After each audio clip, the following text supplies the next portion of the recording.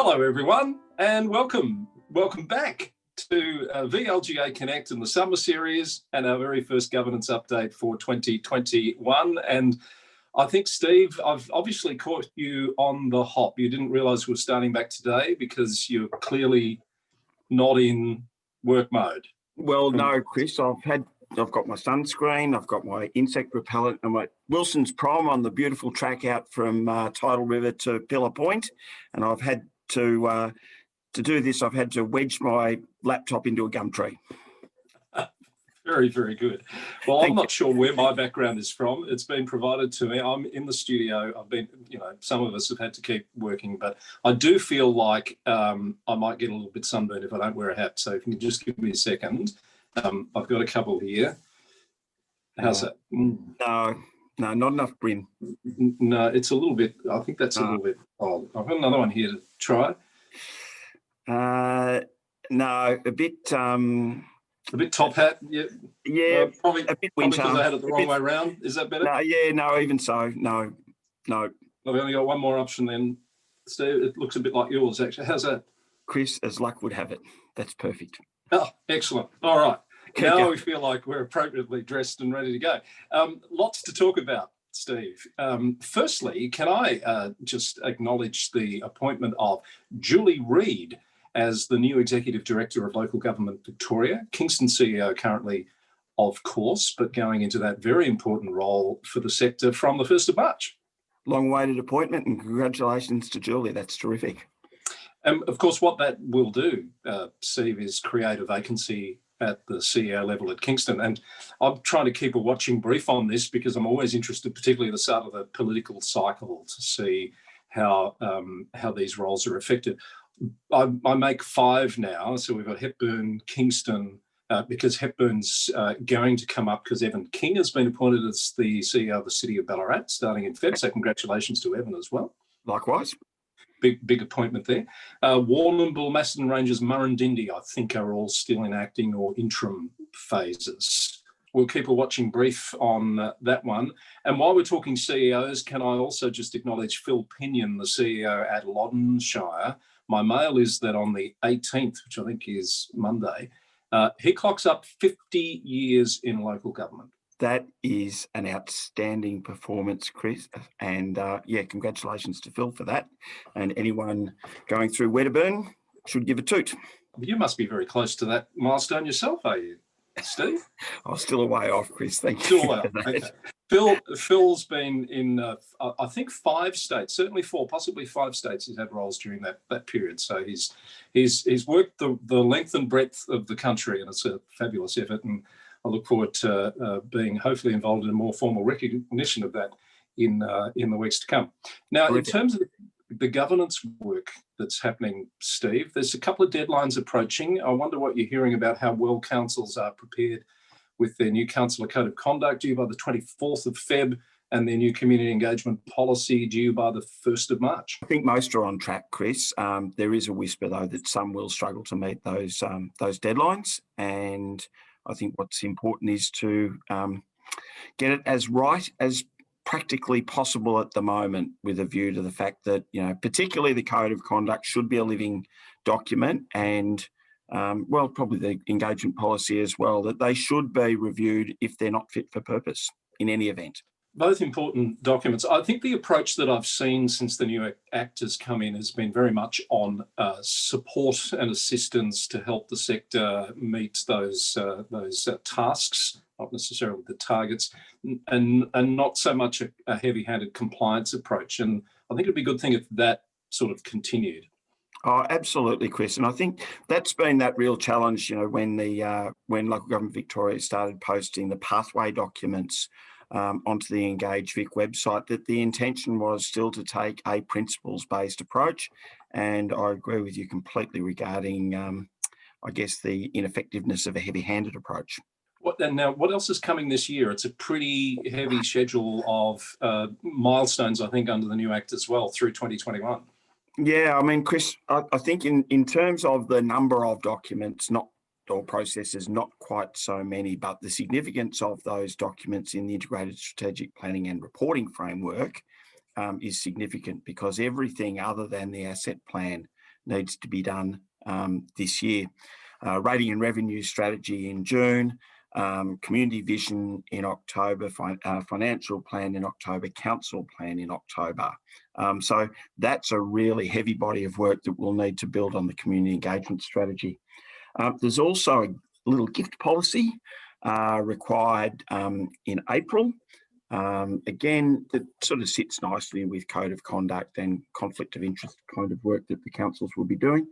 And by December, there's some employment-related matters, including the CEO, employment policy, workforce plan, etc., but also complaints and procurement policies to be done by December. But really, if organisations have got capacity, there's no reason why those last two pieces particularly couldn't be done a lot earlier. So I'm particularly interested to see how the sector goes about the workforce planning task. You mentioned staff code of conduct as well. I think one of the inputs, I guess, to that workforce planning task is going to be the Gender Equality Act requirements, which local governments also got to be aware of. In fact, you put it, before we recorded, you put it very succinctly. How did it go in terms of the two pieces of legislation? Well, I've got to say I'm plagiarising from the Commissioner for Gender Equality and a release this week that's on that website, that compliance with the Gender Equality Act will lead to compliance with the Local Government Act, but compliance with those relevant provisions of the Local Government Act will not necessarily bring compliance with the Gender Equality Act. So there is a resource that's been circulated this week in 4 parts, Chris, which should be useful to councils, and that includes the need to start by doing workplace gender audits. Where are we at the moment, and getting some good data on which we can base progress. So gender equality action plans, Chris, is the second part.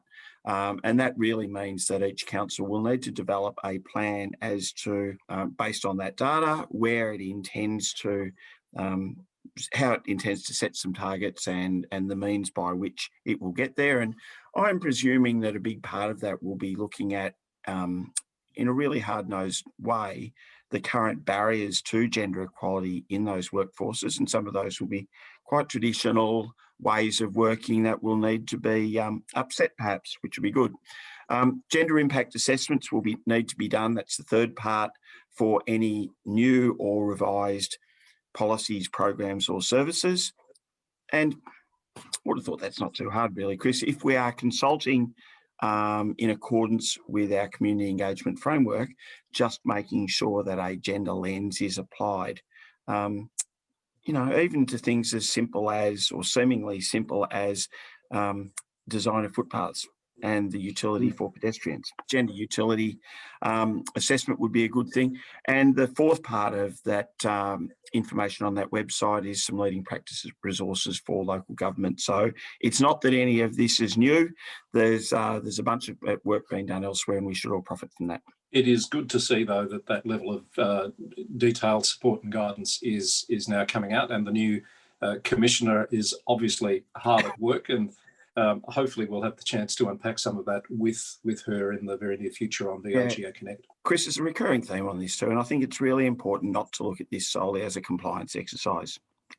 These measures are about making for better organisations, fairer organisations, organisations that will be employers of choice to attract and retain good staff. And in the light of the sexual harassment report from VAGO late last year, organisations that are less vulnerable to those personal and organisational risks. That is another topic that we need to set aside some time to talk about. I'm also reminded that the rating review came out towards the end of the year as well. Another topic we need to set some time aside to talk about. There's a lot happening around local government at the moment. Are we seriously going to keep these hats on for the whole show? Just checking. I'm prepared to if you are. I don't mind, Chris. I haven't done my hair this morning, but it's really up to you. Just getting a bit hot. Right. Now, a couple of other things I just wanted to note that we'd probably normally talk about with Catherine on the newsroom, but the newsroom's still in summer hiatus. Some people are having a harder time getting back to work than others, I have to say, just quietly. So I think Monday week, you can look forward to the newsroom being back as part of the summer series. The return to the office has been exercising my mind. The announcement this week about 25% of public sector and 50% private sector from next week, from the 18th. I think it's challenging some councils about where they sit in that, and consequently, what I'm hearing is, a lot of them are taking a different approach to another in the very well-meaning attempts to get this right. Chris, and I have warned you before about questions without notice, because I've got to say I'm equally unprepared on this particular topic. But as a practicality, doesn't it start with the need for organisations to provide a safe workplace? And that's not saying that, the only way of achieving a safe workplace is to continue to operate from home, because councils are, reasonably significant, resourced organisations that need to develop, return to the office plans. But I would have presumed that every piece of action on this needs to be predicated on some good information around how are we going to provide a COVID-safe work environment for staff when they do come back, and what is the capacity of our municipal buildings to achieve that. So not a time to be doing nothing. And the question around whether local government is part of that public sector, I think the answer will emerge eventually anyway. The answer is probably a pineapple, Steve, but that was a pretty well considered response without notice. I think one of the key things here to note is councils are so many different things to different people. So you've got customer service areas, you've got libraries, you've got back-end staff, which is obviously clearly under the heading of office-based staff. But there are different considerations required to be made. So I think that's the point, and each council is going to have to make their best decisions, and I think you'll see a few of them putting off a fully fledged return to the office for a bit longer. Yet overlay that, of course, with the strong desire by some to continue working from home if they can, and it's good to see that level of flexibility is there as well. Yeah, and I'm sure councils will be talking, or CEOs and executives will be talking to their staff group, because you're quite right. Some people are desperate to get back to the office. Some people are quite happy to leave it for a bit longer for a variety of reasons. The other thing that caught my eye, our friends at LGIU do a very good summary of articles from around the country and the world, in fact, that impact on local government.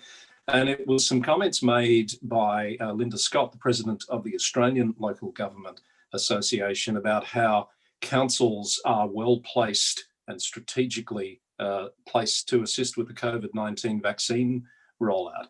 And I expect to hear a lot more discussion about how council facilities might be used and what roles councils might play in that in the very near future. I would agree with you, Chris, and it's really been shown during 2020 in a number of areas where there are outbreaks that, for example, Wyndham Council really stepped up in assisting with the contact tracing, and local government is well resourced. And who knew that, in fact, councils have a bit of experience in delivering immunisation services.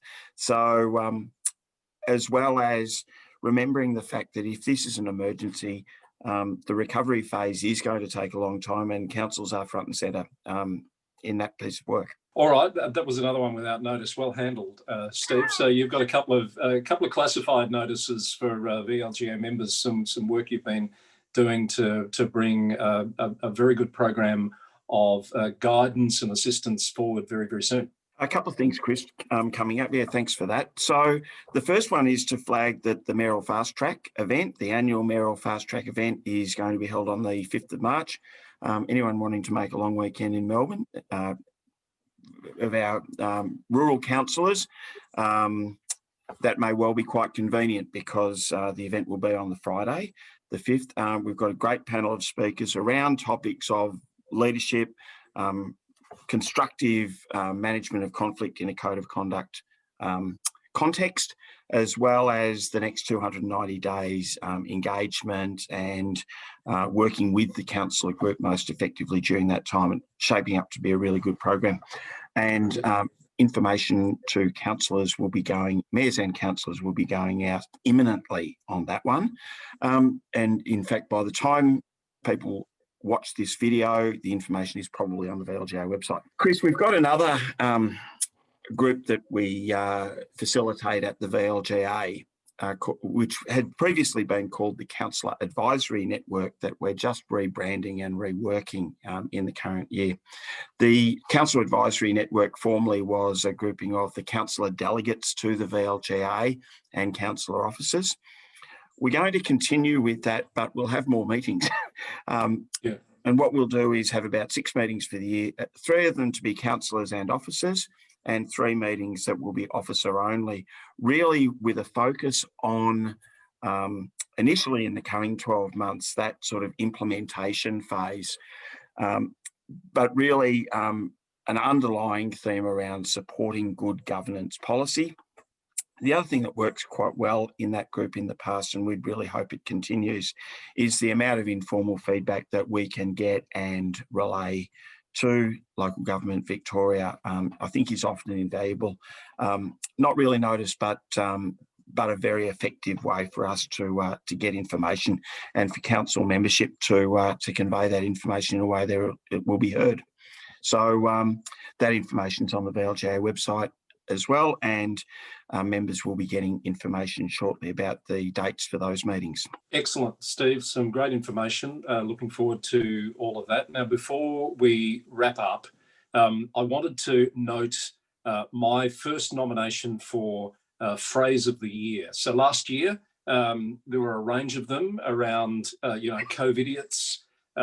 You're on mute was a good one. I've got one for this year, and it came from you actually not so long ago. My washing machine's beeping. Can you give me a moment? So I'm just lodging that as the first nomination for the year. Okay. Chris, I had thought that what happens in our pre-recording chat stays in that chat. And those eagle-eyed viewers will know that I haven't got a washing machine out here on the road to Pillar Point. Oh, so you're not really out there. Okay. In fact, truth be known, I haven't been to Wilson's Prom for a couple of years. I've really got to get back down here. My hat's off to you, literally, Stephen Cooper. And likewise, I'm sure. We'll see you again very soon. That's been our first governance update for the year as part of the VLGA Connect Summer Series. Thanks for joining us. Cheers, and Chris. see you again soon.